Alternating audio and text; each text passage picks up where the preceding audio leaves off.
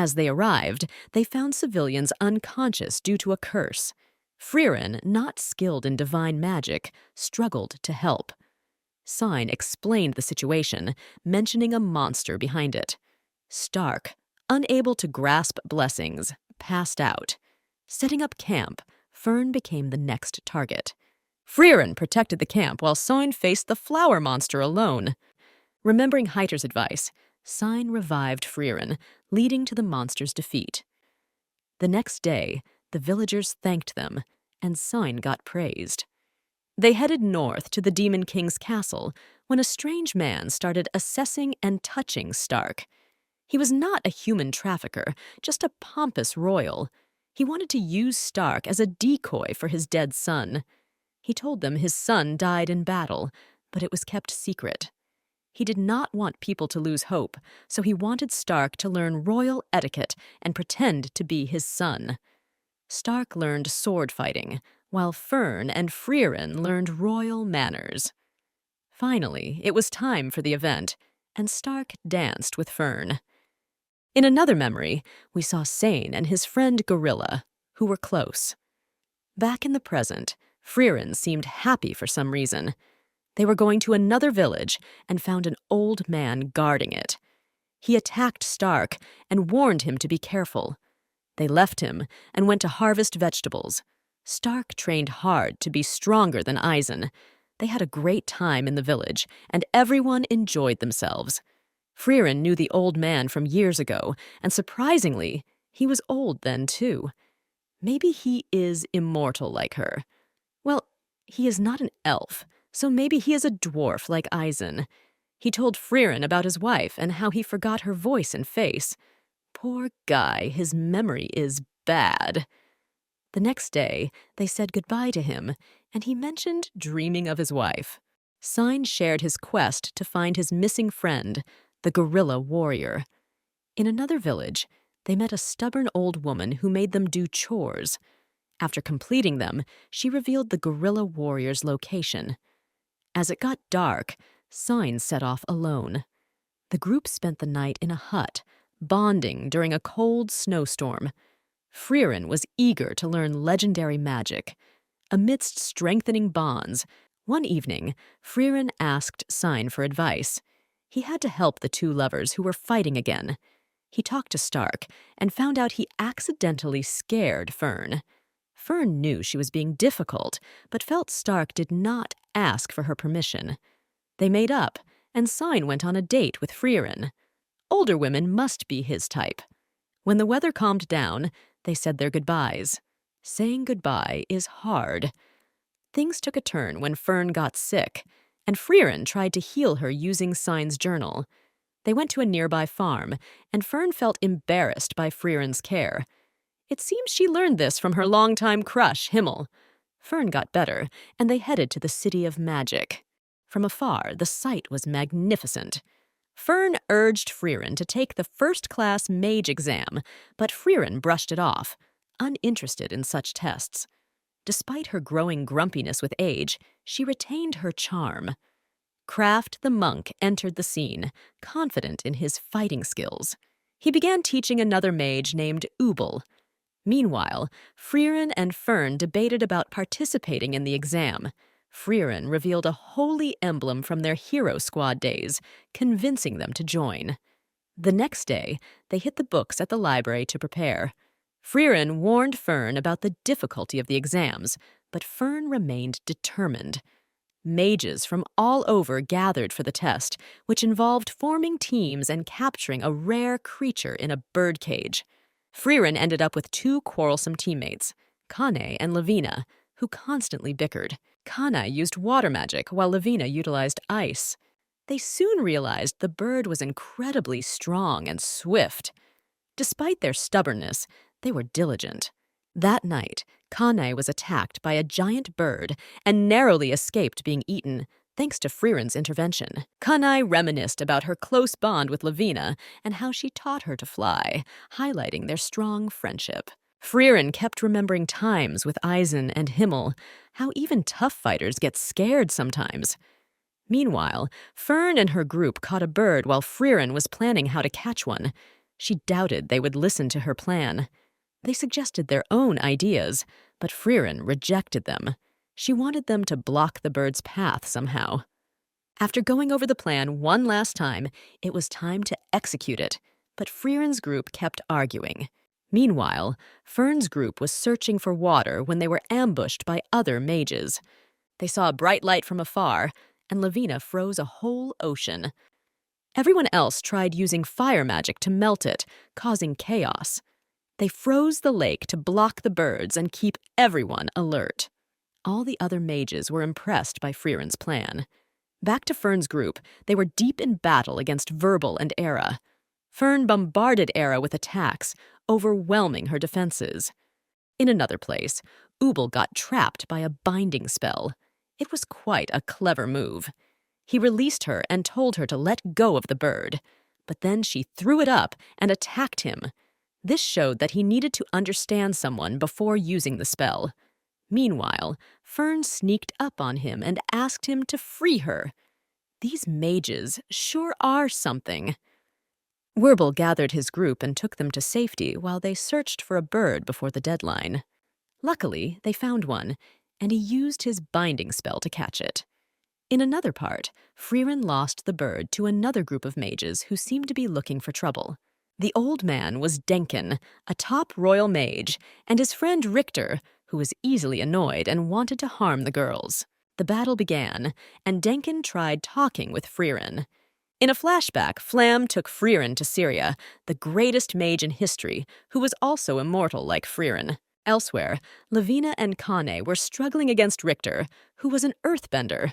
His earth magic seemed strong, but the girls were brave. Meanwhile, Frieren and Denken were using powerful magic. Even Hogwarts would be impressed by their skills. Denken admitted defeat, and Frieren took him as a hostage. His friend Laufen got caught teleporting, and Frieren used a binding spell to trap them to a tree. Then Frieren unleashed a powerful magic, destroying the barrier. Ciri was surprised.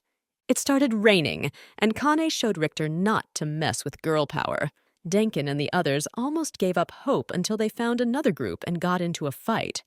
Finally, the exam was over, and 6 groups passed. Fern and Frieren went back and started giving Stark an attitude. Elsewhere, Ubel tried using binding magic on her colleague Len. Meanwhile, Denken and his party went to a restaurant to find Frieren eating a lot. As they walked back home, Stark started remembering his training. The next day, Fern was not in a good mood. She seemed grumpier than Frieren. Lavina and Kane were fighting as usual and ran into Frieren while they were shopping. Strangely, Verbal came by and took Stark away. This is the second time he was taken away like this.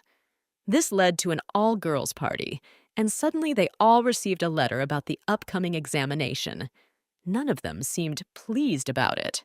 The master overseeing their exams greeted them with a disdainful look and explained the rules. The ruins, called the King's Chamber, required them to reach the bottom floor to pass. Since no one had ever passed, she gave them a bottle with a golem for protection, though using it would mean disqualification. Nervous, everyone waited. Denken suggested teaming up, but was ignored as the others moved forward. Frieren, Fern, and Zenza went ahead together. Fern used a map to guide them deeper. Fern explained that Himmel loved dungeons and wanted to explore every part before moving forward. Meanwhile, Denken and his group were the last ones outside, and the 5 of them decided to team up. Elsewhere, Frieren kept staring at a treasure box, which was an obvious trap from the start. She was swallowed whole and had to be rescued by Fern. Denken and his crew ran into vicious gargoyles who put up a decent fight against these talented mages. After defeating the gargoyles, one of their comrades got trapped and had to use her golem to avoid death. Fern connected with Zenza, who was new to this type of magic. Meanwhile, Werbel and the rest were ambushed by clones of themselves. Denken's group faced the same challenge, finding it tough. They entered a large hall and found a replica of Frieren. 2 mages discussed the Spiegel, a monster replicating clones with contestants' powers. Denkin and others retreat to avoid destruction. Ubel and Lan struggle. Lan's injured. Ubel seeks to defeat a replica. Ubel takes Lan's golem, causing his dilemma. Ubel realizes the replica, fights it evenly. The replica briefly gains the upper hand, but loses focus and gets cut. Lan reveals his true self. They decide to collaborate. Frieren and Fern find a secret pathway due to Frieren's fidgeting. They discover a hidden room with paintings of the former king, surprising everyone. They meet Denkin's group and learn of Frieren's replica. They hesitated to enter without a plan and analyzed her strengths and weaknesses. A survivor recounts Zenza's relentless attack. His partner saved him at the risk of her life. They heal him and learn replicas lack a brain, requiring brute force. Zenza remains uncooperative. Lavina reveals the Spiegel's weakness, advocating teamwork. They focus on defeating Frieren's replica. Fern suggests exploiting a weakness in Frieren's mana detection skills. Frieren reminisces about Himmel and Eisen's heroic defeat of a dragon during a dungeon raid. Frieren and Fern, after planning, head into the fray alone, trusting others to slow down the replicas. Tensions rise as they enter, facing off against the good and evil sides of Frieren in an epic showdown. In a flashback, Frieren went to meet Ciri after her master, Flamme, passed away. She gave her a report which stated that humanity started practicing magic, which was a huge upset for Syria, who despised the idea of humans using magic. Before Frieren left, they took a walk inside a spiritual forest, and Serie told her about Flamme and her heroics. Just two immortals having a casual chat, nothing to see here. In the present, the two Frierens display immense power, showcasing the might of an immortal elf.